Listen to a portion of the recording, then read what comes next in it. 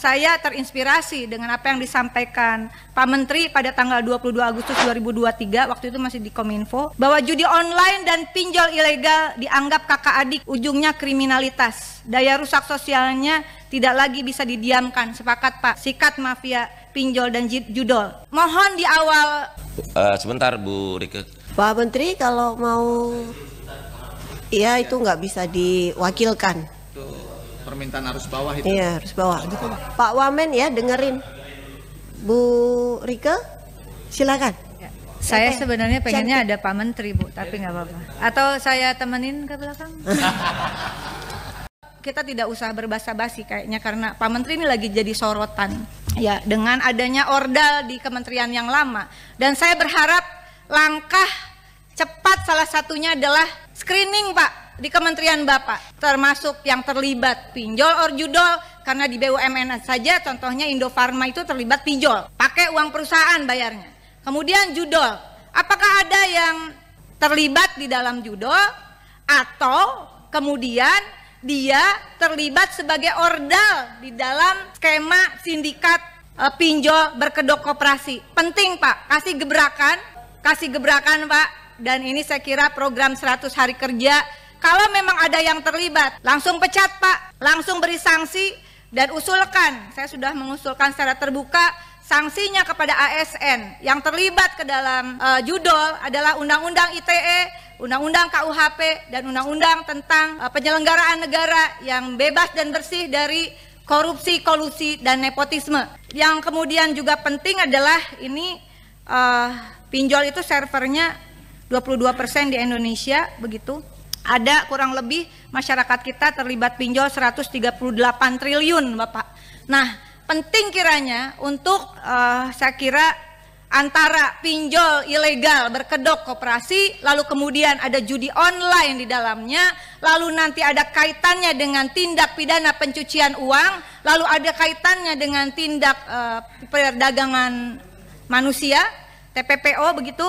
Nah, mohon maaf Pak Menteri kan pernah di Komdigi Pak ya. Kami ingin tanyakan Pak, agar ini simbol bangsa ini tidak dilecehkan terus-terusan sama netizen kita Pak. Saya kan juga nggak terima Pak, ini orang simbol bangsa kita ini dilecehkan oleh netizen. Nah, kami ingin tanya kepada Pak Menteri, yang katanya Fufu Fafa itu sebenarnya bukan yang dituduhkan oleh netizen ini Pak. Nah, maka sebagai bentuk pengabdian Bapak kepada negara, agar kegalauan rakyat ini bisa kemudian tidak terus-terusan terjadi, kami ingin diungkap di tempat ini sebenarnya yang Bapak sampaikan Fufu Fafa itu bukan si yang dituduhkan oleh netizen tadi, sebenarnya siapa Pak? Agar ini biar segera selesai, agar para pemimpin bangsa ini bisa fokus bekerja sesuai dengan tupoksinya Pak. Nah, terus kemudian yang terakhir soal judol Pak. Soal judol masih terkait dengan tadi pinjol Pak, yang saya sampaikan bahwa pinjol ini lingkaran setan dengan judol Pak. Yang ternyata setelah usut punya usut, ternyata banyak sekali orang yang terjerat yang mereka bergerak di bisnis judol ini ternyata orang-orang terdekat Pak Budi Ari begitu Pak, di Kementerian Komdigi di periode sebelumnya. Nah, maka ini mohon diklarifikasi di tempat ini Pak, karena sampean tahu bahwa judol ini dampaknya luar biasa Pak. Bukan hanya merusak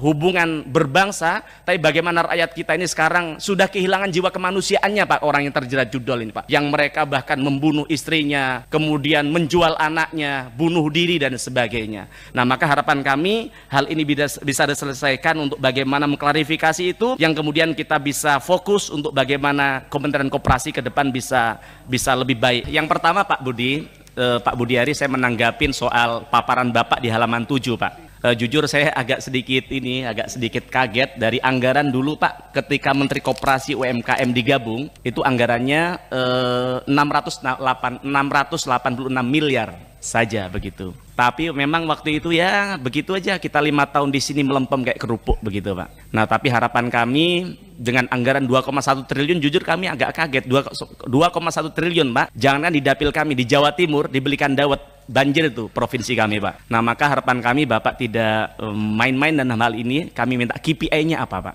Kemudian soal digitalisasi koperasi, kami sangat senang melihat paparan Bapak tadi Pak, soal salah satu langkah dari Kementerian Koperasi adalah digitalisasi. Betul Pak, bahwa hari ini rakyat kita, Gen Z, generasi milenial, Gen Alpha, mereka lebih senang minjem duit di pinjol, Pak. Padahal kita tahu bahwa ternyata di Renstra yang saya baca 50% koperasi kita itu bergerak di dunia pinjam meminjam. Tapi anak-anak muda tidak suka minjem ke sana karena ternyata di pinjol tidak ada kolateral atau tidak perlu ada jaminan, juga accessible, bisa diakses dari HP-nya. Maka ke depan kami berharap Kementerian Koperasi untuk menginisiasi bagaimana koperasi-koperasi kita ini bisa bergerak di sektor digital juga, Pak. Tapi jangan lupa, cybernya harus tetap dijaga agar bagaimana ke depan uang yang mereka taruh di koperasi bisa tetap dapat dipertanggungjawabkan. Terus kemudian Pak Budiari, Bapak adalah salah satu menteri di periode kemarin yang mendampingin Apple untuk bertemu Presiden Prabowo, betul nggak, Pak? Nah, kemarin sedang ramai soal bagaimana Apple gagal investasi di Indonesia karena mereka minta tax holiday 50 tahun. Yang kemudian setelah ramai itu ternyata kemudian Apple menanggapinya dengan akan memberikan 10 juta investasi di Indonesia yang kalau saya jumlahkan hanya 157 miliar. Ini kan kacang, Pak. Kita ini bukan monyet yang harus dapat investasi sekecil itu begitu. Kalau memang main-main seperti itu sudah batalkan saja itu, Pak. Itu bukan hanya menghina bangsa kita, Pak. Itu menganggap kita ini orang dungu, bangsa yang tidak berpendidikan yang bisa dibodohin oleh mereka, Pak. Nah, maka harapan kami, Pak Menteri, koperasi di sini kita minta bukan hanya bergerak di sektor pertanian, peternakan, dan simpan meminjam, tapi bagaimana kita bisa berdikari di soal teknologi, Pak. Assalamualaikum warahmatullahi wabarakatuh. Jumpa lagi dengan saya di Kem TV Channel. Barusan kita saksikan ya sebuah rapat di DPR ya. Menteri Koperasi Budi Aris Setiadi rapat dengan Komisi 6 DPR ya. Tetapi anehnya justru malah dicecar dengan pertanyaan soal judi online, Fufu Fafa, dan yang lain-lain. Hingga membuat Budi Ari ya gugup, gemeteran, dan bahkan sempat izin ke belakang. Ya, mungkin karena panik atau bagaimana.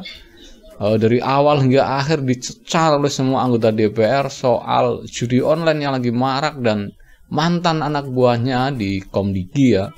Ada 16 orang yang ditangkap karena melindungi akun judi online.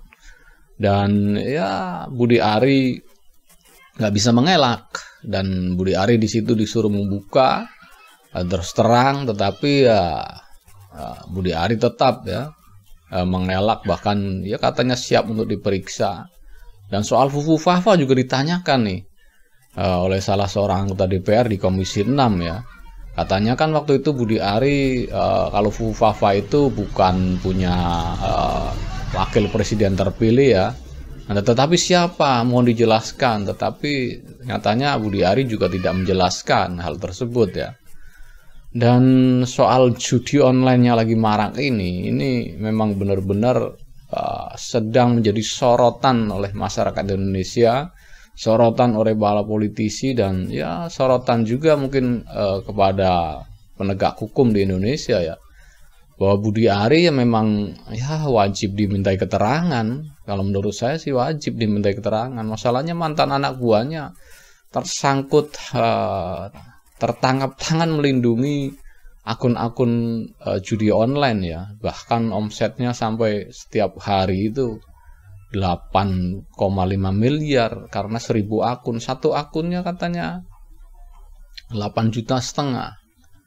Bahkan judi online ini perputarannya kan triliunan ya di Indonesia ini.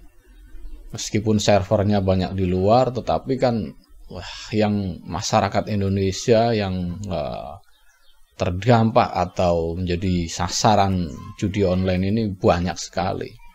Bahkan moral dan etika masyarakat pun mulai turun karena pengaruh judi online ini. Merusak sekali ini yang namanya judi online ini. Dan gilanya lagi, yang ditugasi untuk mengawasi pergerakan judi online ini justru malah melindungi. Dan 16 orang kabar terakhir ya yang berhasil ditangkap, dan itu mantan anak buahnya Budi Ari yang dulu namanya Kominfo. Dan wajar dong kalau masyarakat menanyakan Budi Ari harus memberikan keterangan dan harus diperiksa. Itu hal yang sangat wajar sekali karena masyarakat kan perlu kejelasan bagaimana ini selanjutnya. Jadi jangan hanya garang di awal, Ujung-ujungnya karena banyak orang besar yang terlibat, akhirnya hilang lagi. Atau ya biar berhasil diredam. Harusnya ini biar sampai ke akar-akarnya, dibuka sejelas-jelasnya, seterang-terangnya di hadapan masyarakat ya. Agar masyarakat ini lebih percaya lagi kepada pemerintahan yang baru ini. Kalau seandainya ini tidak dibuka ke masyarakat, tidak secara terus terang atau secara belak-belakan digelar di depan masyarakat, ini masyarakat ini mulai kurang percaya lagi dengan penegakan hukum di Indonesia. Lalu kemana lagi masyarakat harus percaya? Sedangkan penegakan hukum kita kan negang carut marut. Kemarin ada hakim ya, Syaraf Richard, maklar kasus atau Markus ya, berhasil menyimpan di rumahnya 1 triliun. Dan 1 triliun itu kalau diungkap mungkin ada puluhan bahkan ratusan kasus. 1 triliun itu bukan uang Syaraf Richard, tapi uang titipan kepada hakim-hakim yang menyidangkan. Nanti diambilnya kalau hakim itu sudah pensiun. Baru 12 tahun sudah menyimpan 1 triliun. Itu 1 Markus, 1 maklar kasus. Apalagi ini judi online yang peredarannya katanya sih ratusan triliun perputaran uangnya di judi online ini saja. Dan kalau ini tidak diungkap, tidak diberantas, ini akan menjadi penyakit masyarakat yang nantinya akan menyengsarakan masyarakat Indonesia itu sendiri. Jadi mohon Pak Budi Ari, sepertinya ini makin terpojok ya. Dari sana sini semua orang nanya. Walaupun sekarang dia membawahi Menteri Koperasi, tetapi tidak koperasi yang dibahas. Yang dibahas judi-judi online dan pinjaman online. Itu yang ditanyakan semua orang. Dan menjadi buah bibir dong di kalangan netizen. Bahkan lebih pedas lagi netizen menanyakannya. Hingga singkatan projo aja diplesetkan jadi pro judi online. Kan ini udah sangat... udah nggak percaya lagi kayaknya masyarakat ini kepada penegakan hukum di Indonesia ini. Jadi kalau ini sehingga sampai nggak diungkap dan istilahnya menguap begitu saja, saya rasa kepercayaan masyarakat akan hilang dan ya sudah tidak percaya lagi dengan hukum. Akhirnya takutnya ini nanti adanya pengadilan jalanan, itu yang ditakutkan kan. Tidak percaya dengan pengadilan yang resmi, penegakan hukum yang resmi, akhirnya masyarakat memakai pengadilan jalanan. Yang itu kan yang ditakutkan dan jangan sampai terjadi.